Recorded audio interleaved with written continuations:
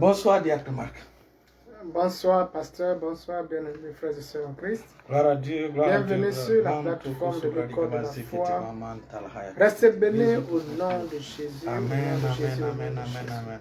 Merci Seigneur. Esprit Saint de Dieu, prends le contrôle total du début jusqu'à la fin au nom puissant de Jésus. Au nom puissant de Jésus. Amen. Ah, gloire à Dieu. Aujourd'hui, nous allons partager un sujet, le sujet de la ville refuge. La ville refuge. La ville de refuge dans l'Ancien Testament. Beaucoup ne connaissent pas, ne savent pas que dans l'Ancien Testament, Dieu avait ordonné à Moïse dans tout Israël de créer une ville. C'est-à-dire une ville dans chaque tribu, plusieurs villes, certaines villes, pour que quand quelqu'un commettait un crime involontaire et que la personne fuit, par exemple si tu es quelqu'un ou faisait du mal, et que involontairement, et que la personne fuyait et venait dans cette ville, le vengeur de sang, c'est-à-dire celui qui devait venger le mort. Par exemple, ça peut être le frère du mort. Vous voyez? Donc, ce dernier-là devait, bienvenue, ce dernier-là devait tuer la personne. Ce dernier-là devait venger la personne. Ce dernier-là était le... Bienvenue ma belle, Rachel. Je salue toute la maison. Je salue ma chérie Rebecca. Je salue la famille. Je salue Yator. Je salue tout le monde. Salut divin, papa de papa. Alléluia. Amen. Et donc, je salue Gifty, je salue Elisa, je salue Junior. Gloire à Dieu, gloire à Dieu. Alors, donc, la personne fuyait dans cette ville, venait dans cette ville. La personne fuyait et la personne venait dans cette ville. Quand la personne rentrait dans cette ville, personne ne devait tuer cette personne. Personne ne devait faire du mal à cette personne. Lisons Nombre chapitre 35. Aujourd'hui, c'est un sujet de délivrance, un sujet capital, un sujet important, un sujet capital. Parce que les gens prêchent la délivrance, délivrance par-ci, délivrance par-là. Les gens ne connaissent pas le fondement de la délivrance. Merci ma belle, vraiment. Les gens ne connaissent pas le fondement de la délivrance. Et donc, nous allons étudier aujourd'hui la ville refuge dans l'Ancien Testament. C'est-à-dire que quand tu tuais quelqu'un, quand tu faisais du mal à quelqu'un involontairement et que tu fuyais, tu rentrais dans cette ville, on ne devait pas te faire du mal. Tant que tu étais dans cette ville et tant que le sacrificateur, c'est-à-dire le prêtre de cette ville vivait, on ne devait pas te faire du mal. Tant qu'il vivait. Alléluia. Et par la nouvelle alliance, nouvelle alliance, c'est-à-dire par du fait que nous soyons nés de nouveau, nous sommes rentrés dans une ville nouvelle qui est appelée Sion. Quand vous rentrez dans cette ville-là, bienvenue frère Emmanuel. bienvenue. Et j'ai un message pour vous et nous allons lire ça, nous allons voir ça en privé. Le Seigneur m'a dit des choses pour vous. Pendant que je priais pour vous, frère Emmanuel, le Seigneur m'a dit des choses.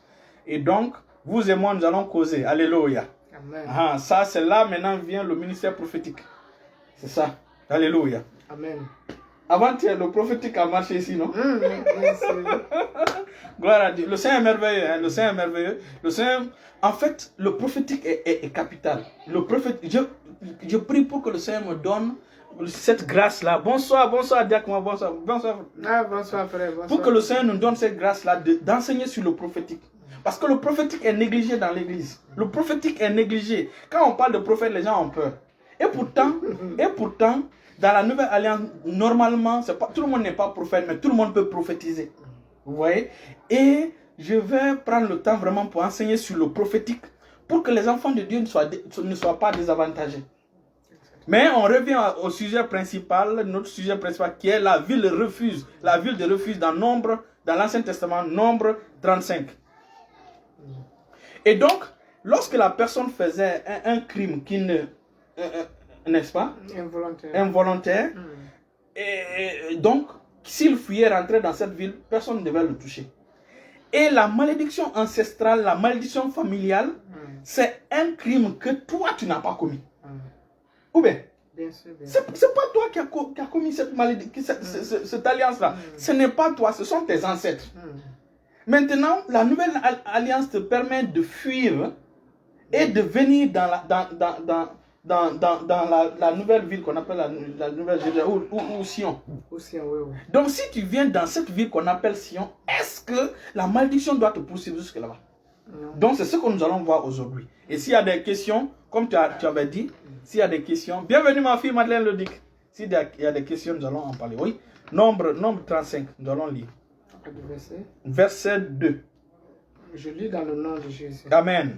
Ordonne aux enfants d'Israël d'accorder aux Lévites sur l'héritage qu'ils posséderont des villes où ils puissent habiter. Où ils puissent habiter. Vous donnerez aussi aux Lévites une banlieue autour de ces villes. Ils auront les villes pour y habiter. Bienvenue frère et Emmanuel. Les noms seront pour leur bétail, leurs biens et pour tous leurs animaux. Les banlieues des villes que vous donnerez aux Lévites auront, à partir du mur de la ville et en dehors, 1000 coudées. Maintenant, continue. Viens maintenant au verset 5. Vous mesurez en dehors de la ville 2000 coudées pour le côté oriental, 2000 coudées pour le côté méditerranéen. 6. Parmi les villes que vous donnerez aux Lévites. Parmi les villes que vous donnerez aux Lévites. Les Lévites sont des sacrificateurs. Continuons. Parmi les villes que vous donnerez aux Lévites, il y aura 6 villes de refuge. 6 villes de refuge. Imaginez 6 villes de refuge. Où pourra s'enfuir le meurtrier. Dans chaque tribu devait avoir 6 villes de refuge.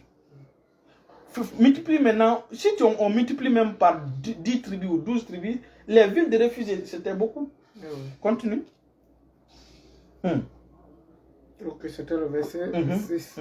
Parmi les villes que vous donnerez aux Lévites, il y aura 6 villes de refuge. 6 villes de refuge. Aujourd'hui, le thème, c'est les villes de refuge. Et vous serez bénis aujourd'hui au nom de Jésus. Toutes les malédictions dont on parle, dont on enseigne là, aujourd'hui, vous allez recevoir une... C'est-à-dire, le Seigneur va vous éclaircir, vous éclairer pour que vous puissiez bénéficier de votre héritage en Christ. Amen. Vous savez, je vois mal les hommes de Dieu dire qu'il y a la malédiction ancestrale, la malédiction familiale qui continue à te poursuivre. Nous allons maintenant étudier dans la lumière de l'Ancienne Alliance, l'Ancien Testament, dans cette ville refuge, si quelqu'un commettait un crime involontaire et venait dans cette ville, est-ce qu'il était poursuivi? Est-ce qu'il devait être... on devait le tuer? Imagine dans l'Ancien Testament. Et la malédiction familiale, la malédiction ancestrale, ce n'est pas toi qui as commis ça. Ce n'est pas toi qui es rentré dans cette alliance. Ce sont tes arrière-grands-pères. N'est-ce pas? Et donc, lorsque tu viens à Christ, toi aussi tu veux... Christ, c'est une ville refuge. Rappelle-toi, dans Proverbe chapitre 18, le verset 10, la Bible déclare que le nom de l'Éternel est une tour fortifiée. Le juste s'y réfugie et il est en sûreté. Ce nom-là s'appelle Christ. Ce nom-là s'appelle Jésus. Lorsque tu es en Christ, lorsque tu es en Jésus, tu es dans une ville de refuge. C'est la meilleure ville de refuge. Dans l'Ancien Testament, lorsque vous lisez, lorsque vous lisez nombre, prenez le temps de lire, on va stopper là. Prenez le temps de lire. Lorsque vous lisez Nombre 35, celui qui fuyait et qui venait dans cette ville, tant que le sacrificateur vivait, on ne devait pas le toucher. C'est à la mort du sacrificateur, maintenant, on devait revoir sa situation. Mais nous sommes dans une ville où le sacrificateur ne meurt plus. Exactement. Où le sacrificateur ne meurt plus. Vous savez, il est important de comprendre ceci. Et ce nom-là, c'est Jésus. Ce nom-là, c'est Jésus. Jésus est le nom par lequel nous avons été sauvés. Et c'est le nom qui nous protège. Amen. C'est le nom-là qui est la ville de refuge. C'est comme quand on parle de résurrection. Les gens, quand on parle de résurrection, les gens pensent que la résurrection, c'est dans le futur. C'est un temps. La résurrection n'est pas un temps. La résurrection, c'est une personne. La résurrection, c'est une personne. Cette personne, c'est Jésus. C'est quand Jésus apparaît maintenant, c'est que c'est le jour de résurrection. Tant que Jésus n'apparaît pas, ce n'est pas la résurrection.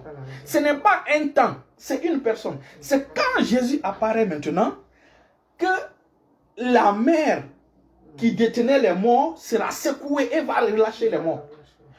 Si c'est la terre qui retenait les morts, la terre va, dès que la résurrection qui est la personne apparaît, ces choses la tremblent. Et il dit, on laisse. C'est ça, c'est ce que Jésus a dit à Marie et Marthe. Il dit, je suis la résurrection, je suis la vie. C'est moi la résurrection. Marthe, lui, elle disait que la résurrection viendra, ce serait un temps. La résurrection n'a jamais été un temps. La résurrection n'est pas un temps. La résurrection, c'est une personne. Si aujourd'hui Jésus apparaît, la résurrection apparaîtra. Vous comprenez? Et donc c'est la même chose. La ville refuse là, c'est Christ. Amen. C'est pourquoi quand nous sommes en Christ, il dit si quelqu'un est en Christ, il est une nouvelle création. Les choses anciennes sont passées, disparues, neutralisées. Toutes choses sont devenues nouvelles. Nous sommes dans cette ville-là maintenant. Toute malédiction qui te poursuivait, dès que tu rentres dans cette ville, cette malédiction est interdite de rentrer là-bas. Quand cette malédiction entre là-bas, cette malédiction est frappée. La malédiction est frappée. Hein? Oui, la malédiction a peur du nom de Jésus. La malédiction a peur du sang de Jésus. Je vais vous donner un exemple. Prenons l'armée de Pharaon comme étant la malédiction. N'est-ce pas? Lorsqu'ils ont poursuivi Israël, jusqu'à ce qu'ils ont traversé la mer Rouge, la mer Rouge signifie leur baptême, n'est-ce pas? Parce qu'ils ont été baptisés à Moïse dans la nuée et dans l'eau. La nuée symbolise le baptême de l'esprit, l'eau symbolise le baptême d'eau. Et quand on devient enfant de Dieu, on est baptisé du Saint-Esprit et on est baptisé d'eau, n'est-ce pas? Donc c'est ce qui nous envoie en Christ. On est d'accord? Bien sûr, on est d'accord. Maintenant, Pharaon, son armée a voulu continuer à les poursuivre. Qu'est-ce qui s'est passé? Ils se sont noyés. Ils se sont noyés. Toute malédiction qui te poursuit, cette malédiction qui veut rentrer dans cette ville de refuge qui a le nom de Jésus, la malédiction va périr comme l'armée de Pharaon qui a péri là. Alléluia. Voilà. Amen. N'accepte et refuse n'importe quelle malédiction sur toi, sur ta famille. Refuse d'accepter la malédiction sur toi. Refuse. Aucune malédiction ancestrale, aucune malédiction familiale, aucune malédiction, peu importe son nom, ne peut te poursuivre en Christ. Alléluia. Cette malédiction n'est pas encore venue. Ce garçon-là, ce démon-là qui te poursuivait, ce démon-là ne peut pas te poursuivre jusqu'à Sion. Dès que tu entres en Christ, elle est interdite de te poursuivre. Et ça ne dépend même pas de toi. Ça, c'est le jugement de Dieu qui le frappe. Exactement. Ça ne dépend même pas de toi. Et la bonne nouvelle est que nous sommes dans cette ville-là. Le sacrificateur de cette ville s'appelle Jésus. Lui, il ne meurt pas. Il vit éternellement. N'est-ce pas une bonne nouvelle? Très bonne nouvelle. C'est ça, nous sommes en Sion. La maladie ne doit même pas te poursuivre. Pourquoi les enfants de Dieu sont malades à Sion? C'est parce qu'ils ne connaissent pas qui ils sont. Pourquoi les enfants de Dieu sont comme... Lisons Ésaïe chapitre 33, le verset 34. Amen. Nous allons voir aujourd'hui, cette ville de refuge dans la nouvelle alliance s'appelle Sion. Et c'est quoi les vertus de Sion? Qu'est-ce que Sion nous donne? Qu'est-ce que Sion nous procure? Écoutez, quand nous sommes de Sion, quand nous marchons avec bénédiction. Alléluia. En fait, nous sommes la bénédiction. Amen. Nous sommes la bénédiction. L'un des noms des enfants de Dieu, c'est la bénédiction. Au lieu de dire, par exemple, diacre Marc, j'ai dit diacre bénédiction. Au lieu de dire pasteur Élie, dit pasteur bénédiction. Il y a même des gens qui sont appelés comme ça, non? Bénédiction, n'est-ce pas? Oui. Bénédicte. Toi, tu es appelé bénédiction. Pourquoi tu acceptes qu'on mette la malédiction ancestrale sur toi? Tout démon qui me poursuit est neutralisé au nom de Dieu. Gloire à Dieu. C'est pourquoi en tant qu'enfant de Dieu, quand tu es en Sion et tu es financièrement en accord avec Dieu, je vais vous dire ceci, tes engins sont protégés. Aucun démon, tout démon qui touche à ton engin, en fait, c'est là les chérubins. Il y a un cœur des anges qui s'appelle les chérubins. Ils sont dangereux. Eux, ils ont leur couteau, c'est comme les lasers. Et leur spécialité, c'est quoi? Couper la tête. Couper la tête ou couper les bras. Tout démon qui touche ton engin, le feu. En fait, le feu le brûle. Le feu, le truc. Tu vois, quand Jésus apparaissait, les démons, hey, tu es venu pour nous faire périr, n'est-ce pas? Il y a des anges de Dieu que Dieu a créés avec la lumière. Il y a des anges de Dieu que Dieu a créés avec le feu. Et Lucifer fait partie des anges que Dieu a créés avec le feu. Puisqu'il a déconné. Tu sais, Lucifer a cru. En fait, on appelle ça les archanges. Les archanges sont des... Tu voulais dire quelque chose? Les archanges sont des êtres qui sont des princes qui sont près de l'Éternel. Si Dieu est là, eux, ils sont les êtres qui sont les plus proches de l'Éternel. Lucifer faisait partie de ces princes-là. Lucifer pensait qu'il connaissait tout. Donc, du fait qu'il s'est rebellé, puisqu'il a été créé par le feu, Dieu utilise ce feu-là pour le détruire. C'est comme ça que Dieu fait. Ouais. Si tu es créé par la terre et que tu désobéis à Dieu, tu vas te retourner à cette terre. Tu vois maintenant? Les gens, Dieu est un mystère. Tu vois les conséquences? Dieu est un mystère. Adam spirituellement a été créé, mais physiquement il a été créé par la terre. Voilà pourquoi c'est la terre qui le bouffe. C'est pas ce qui se passe. Les êtres ordinaires, quand ils le mettent, ils sont terre, c'est la terre qui les bouffe. Voilà pourquoi, quand vous devenez enfant de Dieu, vous n'êtes plus poussière. Vous n'êtes plus poussière. N'est-ce pas? Vous n'êtes plus simple poussière. Vous êtes poussière animée de la vie divine. Et malheureusement, pourquoi les gens sont malades? Pourquoi les gens ont des accidents, ont des problèmes? Parce que Dieu a dit que le serpent va manger la poussière. Et les gens sont faits de poussière. Voilà pourquoi Satan bouffe les gens par la maladie, bouffe les gens par la pauvreté, bouffe les gens par la malédiction, etc., etc. Maintenant, lorsque tu deviens enfant de Dieu, tu reçois Christ, tu n'es plus poussière. Si Satan veut te bouffer, tu vas devenir épine dans sa gorge. Il ne peut pas, il va cracher. Il ne peut pas. Donc, Lucifer faisait partie des princes de l'Éternel que Dieu a créé avec quoi? Avec le feu. Avec le feu. Puisqu'il a déconné, Dieu utilise ce feu-là pour le détruire. Voilà pourquoi Dieu a créé l'enfer. L'enfer, ce n'était pas pour les hommes. Oui. L'enfer n'était pas pour les hommes. L'enfer, c'était pour Satan et ceux qui l'ont suivi. Exactement. C'est la raison pour laquelle, lorsque nous venons à Christ, il est bon d'accepter la parole de Dieu. Lorsque vous acceptez la parole de Dieu produit des effets sur votre vie. Amen. Dieu dit que quand tu rentres dans cette ville, tout ce qui te poursuivait ne doit plus te poursuivre. Maintenant, un pasteur vient te dire, ou un prophète ou un enseignant vient te dire que lorsque tu rentres en Christ, il y a toujours la malédiction ancestrale qui te poursuit. La malédiction familiale qui te poursuit. Lisons Ésaïe chapitre 33, le verset 24. Aucun habitant ne dit « Je suis malade ». Aucun habitant de Sion, de Jérusalem ne dit « Je suis malade ». Le peuple de Jérusalem reçoit le pardon de ses iniquités. Si la deuxième partie est déjà acquise, ça veut dire que nous avons reçu le pardon des péchés, c'est que la première partie est aussi vraie pour nous.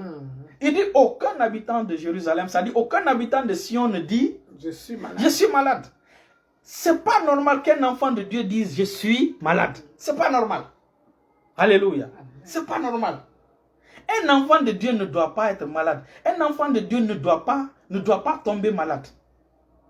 Un enfant de Dieu, c'est lui qui doit guérir les gens. Mais quand les enfants de Dieu tombent malades, la Bible déclare que l'Éternel, je suis l'Éternel qui vous guérit. N'est-ce pas? Donc l'Éternel va vous guérir. Mais la guérison aussi, c'est pour un temps. La guérison, c'est pour les bébés. Toi qui as passé 4 ans, 6 ans, 10 ans en Christ encore, toi, tu as besoin toujours de guérison. Ce n'est pas normal.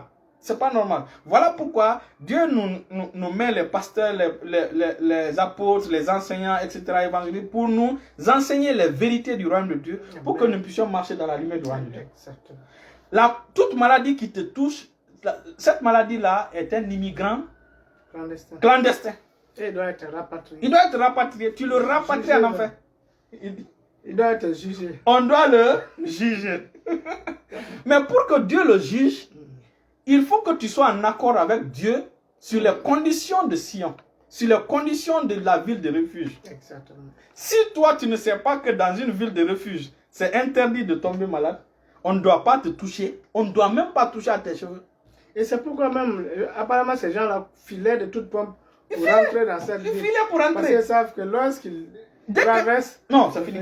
Personne ne peut. Dès que tu traverses, c'est fini. Et lorsque la personne traversait, c'était interdit. Personne ne devait le poursuivre là-bas. Et c'était aussi interdit à la personne de sortir. S'il sortait aussi, on allait l'attraper.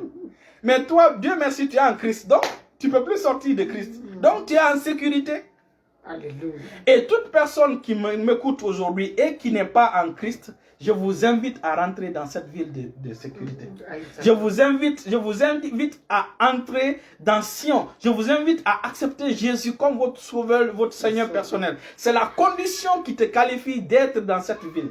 La cité de la paix. La cité de la paix, waouh, waouh. Waouh, la cité de la paix, la cité de la joie. Quand tu es dans cette cité, tu te reposes vraiment. Exactement. Tu te reposes de la maladie, tu te reposes de la malédiction. Refuse d'accepter. C'est pourquoi je dis, tant que tu n'es pas en accord avec les réalités de Sion, les réalités de Sion ne vont pas marcher dans ta vie. Exactement. Être en accord avec les réalités, parce que deux personnes ne peuvent pas marcher ensemble sans être en accord. Amos 3:3 dit, deux personnes marchent-ils ensemble sans être en accord? Non. Donc si tu veux marcher avec Dieu en accord, Dieu te dit que tu es béni, accepte que tu es béni. Si quelqu'un d'autre te dit que tu es maudit, refuse cela. Si tu es en accord avec Dieu que tu es béni, aucune malédiction ne va te toucher. Et c'est ça l'humilité. Merci. C'est ça l'humilité. Accepter simplement ce que Dieu dit. Voilà. Ce que Dieu dit. Ce que Dieu dit. C'est aussi simple que ça. C'est aussi simple que ça. Dieu a dit ça, je le prends tel que Dieu a dit. Gloire à Dieu. Pas ce qu'un prophète a dit. Non. Entre le prophète et Dieu, et la parole de qui Dieu est plus fort? Ah. Entre le prophète et Dieu, qui est plus puissant? Qui est plus puissant? Donc lorsqu'un prophète vous dit quelque chose qui n'est pas en accord avec la Bible, Dieu, il faut rejeter. Il faut rejeter. La Bible dit que les gens de Béré, ils examinaient la parole de Dieu pour savoir ce que les apôtres disaient. Est-ce que c'était conforme à ce qui était dans la Bible, à la parole de Et Dieu. c'est ça le défi de tout enfant de Dieu. Lorsqu'un prophète te dit tu as une malédiction, dis-lui de te montrer où est la place de la malédiction dans la nouvelle alliance. Il n'y a pas la place de la malédiction. Il n'y a pas la place. Il te dit qu'il nous a délivrés du royaume de ténèbres. En fait, on a jusqu'à plus de 10 raisons dans la Bible qui nous prouvent qu'on n'est pas maudit. Bien sûr. La première des raisons, c'est le sang de Jésus. Le sang de Jésus est le prix que Dieu a payé pour te délivrer de la malédiction. Le sang seulement, ça suffit. Si au moins Jésus n'était pas mort sur la croix, j'allais comprendre. Mais le sang de Jésus a été versé pour te délivrer de toutes sortes de malédictions, passé, présent, futur. Le sang de Jésus est la solution de Dieu pour tous les problèmes de l'humanité. Amen. Pour tous les problèmes de l'humanité. Le sang de Jésus. Ça, parce que le sang de Jésus parle. Oui. Écoute, même le péché parle, n'est-ce pas? Quand la ville de Sodome, tellement qu'il y avait le péché, la voix là est montée jusqu'au ciel. Dieu a décidé de venir voir si vraiment ce qui montait c'était vrai. Exactement. Si le péché d'une ville peut parler, le sang de Jésus peut parler plus que ça. Voilà. Donc, même si je ne dis pas les autres raisons pour ta délivrance, déjà le sang seulement ça suffit. Parce que c'est le sang du Fils unique, précieux de Dieu. Un sang précieux. Pur. Pur, sans tache. Deuxième raison de ta délivrance, c'est que la Bible déclare que Dieu t'a délivré du royaume des ténèbres. Exactement. Et t'a transféré dans le royaume du Fils de son amour, Christ, le royaume de lumière. Tu n'es plus dans le... C'est quand tu étais dans le royaume des ténèbres que tu étais sous la malédiction. Et la Bible dit que Dieu est lumière. Et Dieu est lumière. Et en lui, il n'y a point de ténèbres. Il n'y a point de ténèbres en lui. Les malédictions sont les œuvres des ténèbres. Pourquoi on dit œuvre de ténèbres? Ténèbres, c'est l'un des noms de Satan. Bien sûr. N'est-ce pas? Il s'appelle le prince des ténèbres. Ou bien? Oui, oui. Voilà. Le mot prince, ténèbres veut dire ignorance. Le mot prince veut dire premier. Donc, prince des ténèbres veut dire le premier des ignorants. Satan est le premier des ignorants. C'est pourquoi il règne sur le monde de l'ignorance. Si tu ignores que tu es dans cette ville de refuge, que aucune malédiction ne doit te poursuivre, il va continuer à te harceler. Bien sûr. C'est ça. Je ne sais pas pourquoi les enfants de Dieu ne veulent pas comprendre ces choses. Écoute, les gens qui suivent les marabouts, ils sont confiants de ce que leur marabout leur dit. Très confiants. Très confiants. Il y a un qui me dit, mais est-ce que tu connais le marabout de tel? Tu connais le marabout? Il y a 72 marabouts qui le... Tu connais son arrière-père? Pasteur. Alors que nous avons plus que ça. Les enfants de Dieu n'aiment pas la simplicité. Oui, ça c'est vrai. Ils aiment les choses compliquées. Compliquées. Et c'est pourquoi souvent je dis, c'est pourquoi il y a certains pasteurs qui vendent du sel. Oui, parce que les enfants de Dieu sont devenus très durs, très incrédules. Ils veulent tellement le physique, quelque chose de palpable. Et les gens les donnent quelque chose de palpable. Oui, on les donne l'eau bénite, on les donne le sel, on les donne telle huile, on les donne ceci, cela. Oui, pour qu'au moins, si peut-être quand ils touchent ça, ça peut activer sa foi. La parole de Dieu seule suffit. Ça suffit. La parole de Dieu seule suffit. Gloire à Dieu. Amen. Tu continues? Non, c'est bon, pasteur. La troisième raison que tu es délivré, aucune malédiction ne pèse sur toi.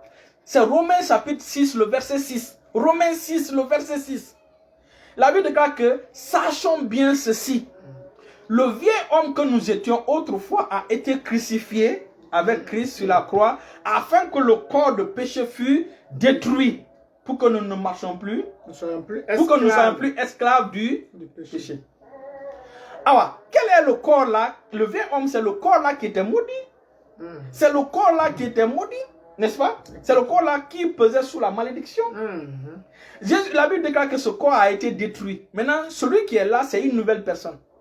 C'est pourquoi la Bible dit, si je vis, ce n'est plus moi qui vis, c'est Christ qui vit en moi. Donc, le baptême, c'est notre identification dans la mort de Christ, son ensevelissement et sa résurrection. Quelqu'un qui est mort, quelle malédiction va peser encore sur lui? Celui que tu étais autrefois, la Bible dit que la personne est décédée. Et c'est cette personne qui était maudite. Et la Bible dit que le passé a été effacé. Oui, c'est celui qui a créé une nouvelle création. Les choses anciennes sont passées. Effacé. Apprenez à accepter le grand-mère de Dieu. La grand-mère, hein? La grand-mère, en tant qu'orthographe.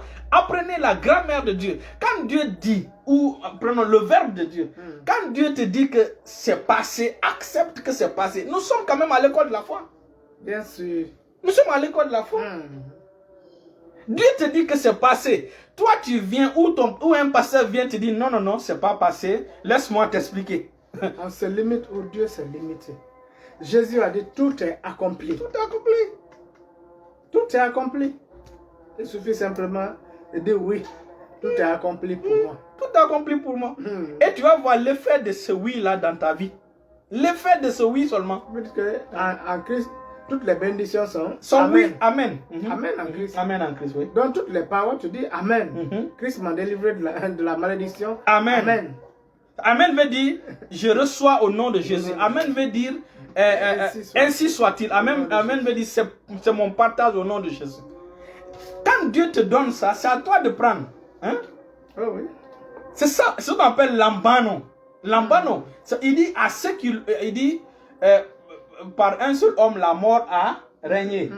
À plus forte raison, ceux qui reçoivent, recevoir veut dire l'ambano. Ceux qui reçoivent. Donc, ceux qui l'ambano. Donc, ça, Dieu dit que tu es délivré.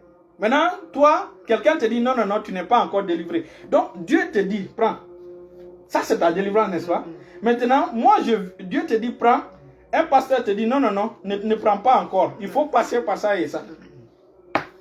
Qui est le problème? Et tant que tu vis dans cette situation-là, Dieu ne peut rien faire pour toi. Amen.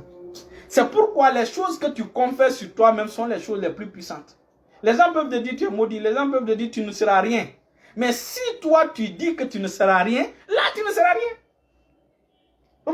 Oui. Tu es ton propre prophète. Alléluia. Amen. Alléluia. Et donc, ça c'est donc celui qui a été maudit. C'est pourquoi Jésus a dit que vous n'êtes plus de ce monde. Il dit vous n'appartenez plus. Vous êtes dans le monde, mais vous n'appartenez pas à ce monde. Pourquoi? Parce que nous sommes nés d'en haut. Ça veut dire que nous sommes des ambassadeurs ici. Donc tu n'es pas un citoyen de la terre. Tu n'es pas un citoyen étranger ici. Donc la malédiction d'ici ne te concerne en rien. C'est quand quelqu'un n'a pas encore Christ que la malédiction est quelque chose pour lui. Mais dès que tu es en Christ, tu viens maintenant d'en haut. Tu es né d'en haut.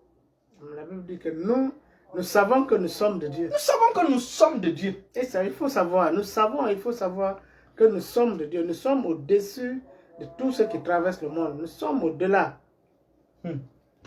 Écoutez, c'est ce que j'ai dit dans ma publication et l'un de mes fils, prophète Honoré, a pris ça et il a publié.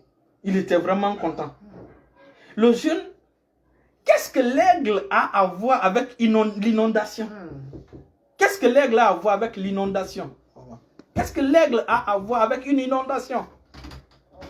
L'aigle est dans les cieux et il vole dans les cieux. Il est puissant dans les cieux, il vole dans les cieux. Donc, qu'est-ce que l'aigle a à voir dans une inondation? Alléluia. Donc, l'aigle, quand il y a inondation, quand il y a tremblement, l'aigle, lui, là en haut, ça ne l'affecte en rien. Ça ne l'affecte en rien.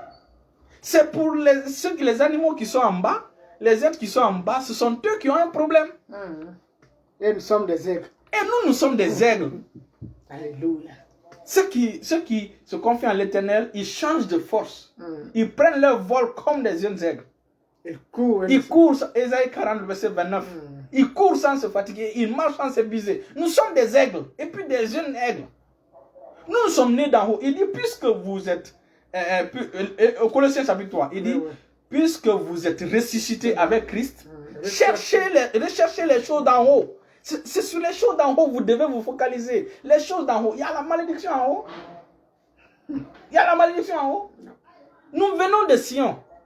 Il dit des libérateurs sortiront de Sion. C'est nous qui sommes les libérateurs. Nous sommes venus. Pas de posséder. Pas de posséder. Aucun membre, aucun disciple de Christ dans le Nouveau Testament n'était maudit. Aucun n'était maudit. Allez-y voir dans Actes des Apôtres et consorts.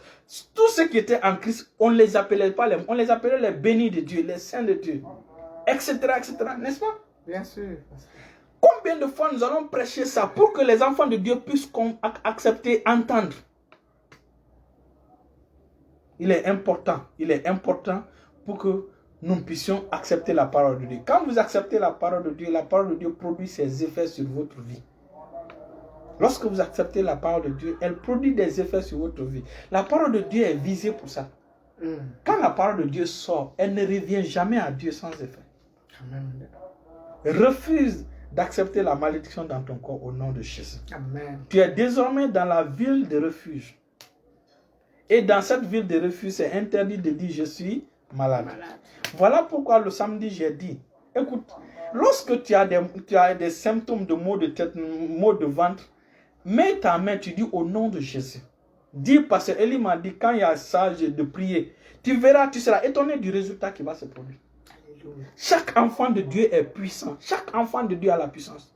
Quand tu saches que chaque enfant de Dieu a la puissance. Quand tu nais dans le royaume de Dieu, tu es puissant. N'est-ce pas? Le retour de la pierre. Le retour de la pierre. Vous aimez le film? C'est un film extraordinaire. Le gars, quand il était dans le village, les sorciers le fatiguaient, on a tué son frère, son père, n'est-ce pas, etc.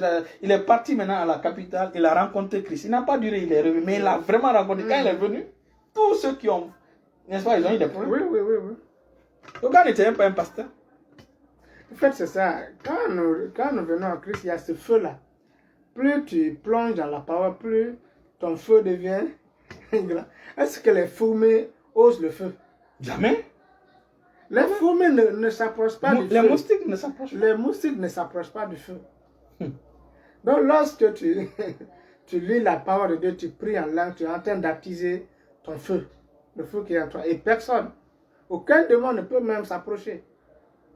Aucune activité démoniaque n'est permise. Quand tu dors, toute activité, tout sorcier qui vole au-dessus de ta maison, ses ailes sont brûlées. La Bible déclare que lorsque nous prenons une route, Satan ne peut pas se pointer sur cette route. Parce que quand nous marchons, Jean-Baptiste connaissait qui nous allons devenir. Il dit, il dit, quelqu'un vient après moi, il est plus grand que moi. Lui, il vous baptisera du Saint-Esprit et de feu. Et de feu. Nous avons le feu. Ce n'est pas un feu physique. Parce que Dieu nous a créé à son image et à la ressemblance. Dieu est un feu. Dieu est un feu, nous sommes des feux. Dieu est un feu, pas n'importe quel feu. Un feu dévorant. Qui dévore ses ennemis, ses adversaires. Lorsque quelqu'un met dans son cœur pour te faire du mal, c'est la personne qui est en danger.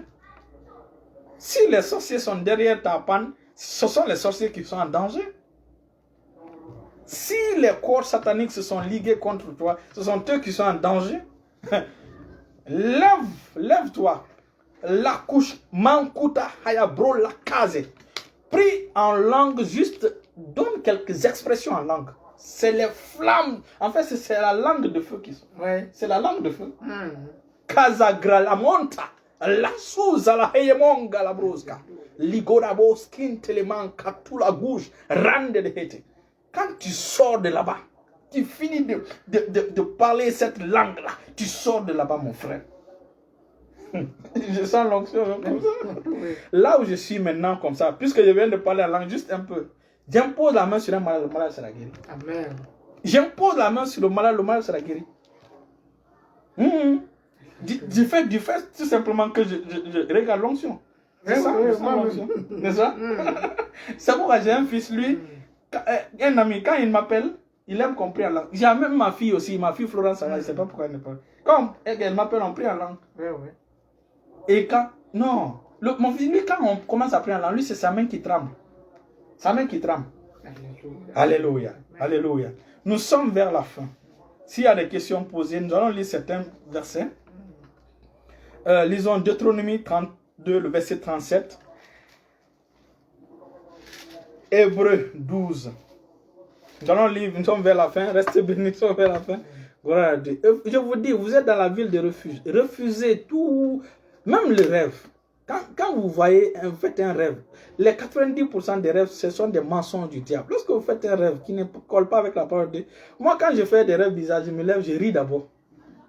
Je ris parce que Satan profite. Satan profite parce que quand tu dors, il profite ça pour s'aimer les choses.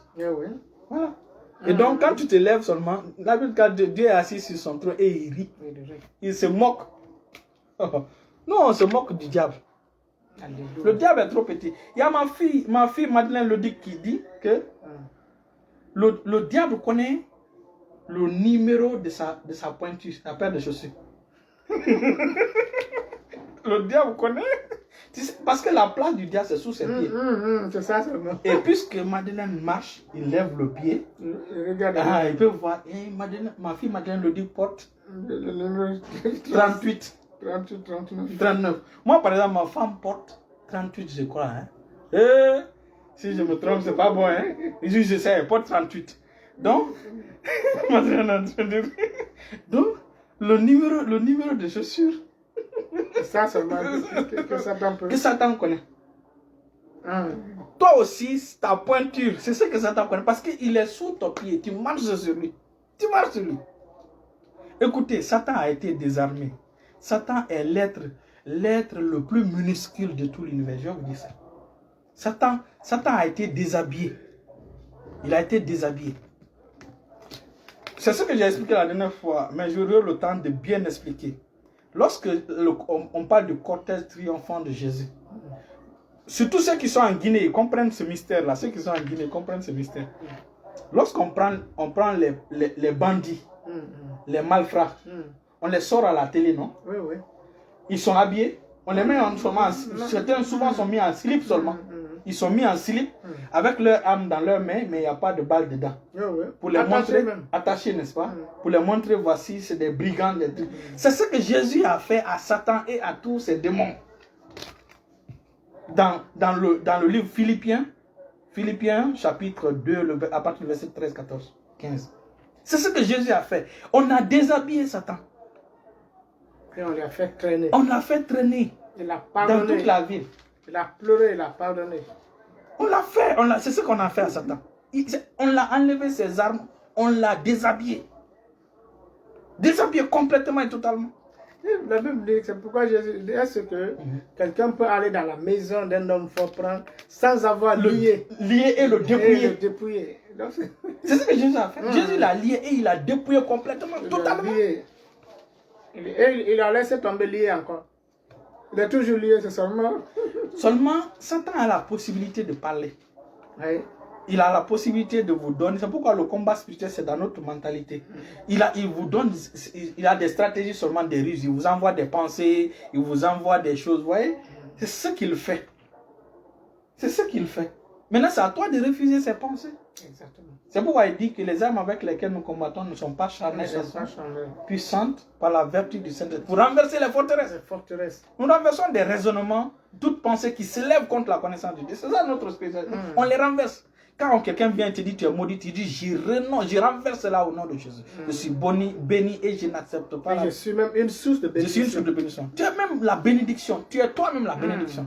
C'est pourquoi quand tu mets la main sur quelqu'un, il est béni. Jésus dit que partout où vous rentrez et on vous accepte, que votre Père demeure sur cette maison. Ça veut dire que votre bénédiction, nous portons cette bénédiction à nous. Nous marchons dans cette bénédiction. Donc tu mets ta main sur ta voiture, tu dis, sur tes engins, tu dis, ma paix repose sur mes engins au nom de Jésus. Ma paix repose sur mes pick-up au nom de Jésus. Ma paix repose sur mes camions au nom de Jésus. Ma paix repose sur tout ce qui me concerne, mes enfants, ma famille au nom de Jésus. Amen. Voilà ce que nous devons faire. Alléluia. Lisons. Deutéronome 32, verset 37. Verset 37. Je lis dans le nom de Jésus. Amen. Il dira, où sont leurs dieux? Il dira, où sont leurs dieux? Le rocher qui leur servait de refuge. Le rocher donc nous avons un rocher qui nous sert de refuge. C'est pourquoi en 1 Corinthiens chapitre 10, ce rocher-là, c'est qui? Christ. C'est Christ. C'est pourquoi j'ai dit, nous sommes dans la ville de refuge. Lis Hébreux chapitre 12, le verset 22. Nous sommes vers la fin. Hébreux 12, verset 22. Hébreux 12, verset 22. Je lis dans le nom de Jésus. Mais vous êtes approchés de la montagne de Sion, de la cité de Dieu vivant. Tu vois, nous sommes Jérusalem céleste. Il dit, dans celui qui a traduit par approcher, normalement c'est venir demeurer. Et vous vous êtes approchés de la montagne de Sion, nous sommes, de la cité de Dieu vivant. Alléluia. La Jérusalem céleste des myriades qui forment le cœur des anges. N'est-ce pas? Et de l'assemblée des premiers inscrits dans le ciel. Vous voyez, j'ai parlé ici des archanges, n'est-ce pas? Les archanges font partie de l'assemblée des premiers-nés. C'est pas font partie des premiers. Les enfants de Dieu, nous sommes dans ce cercle-là, mais nous sommes plus proches de Dieu que les archanges. Parce que nous sommes assis sur le trône de Dieu. Amen. Les archanges ne peuvent pas s'asseoir, et ils s'arrêtent. C'est ce que l'archange Gabriel a dit à Marie. Il dit, je suis l'ange qui s'arrête dans la présence de Dieu.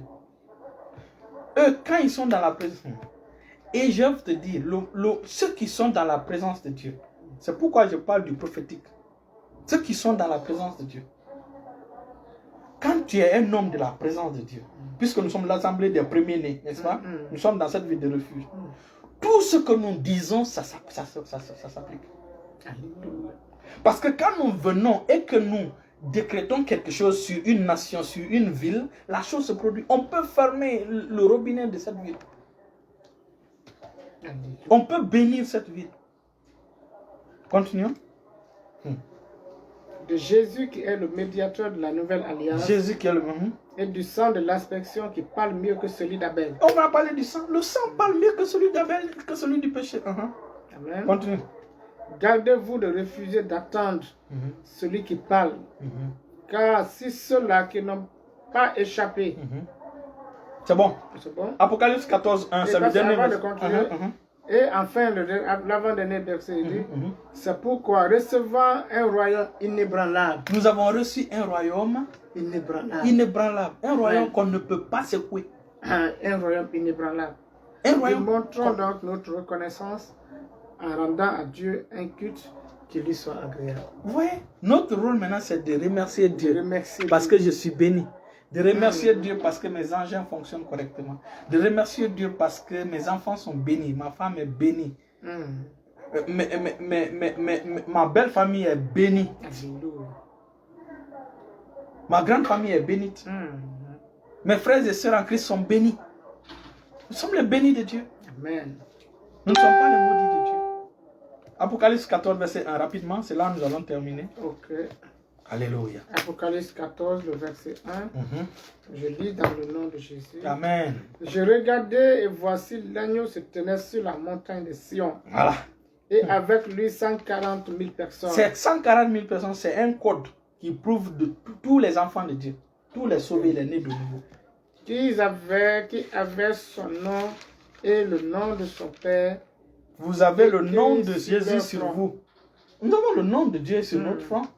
Et j'attendis du ciel une voix, comme un bruit de... C'est bon, c'est bon. Amen. Alléluia. Et nous allons lire un dernier verset pour pour les enfants de Dieu, pour qu'ils puissent comprendre que tout ce que Satan a contre toi en tant que document ou autel, ça a été détruit, ça a été effacé. Colossiens chapitre 2, le verset combien? Le verset 14. 13 à 14.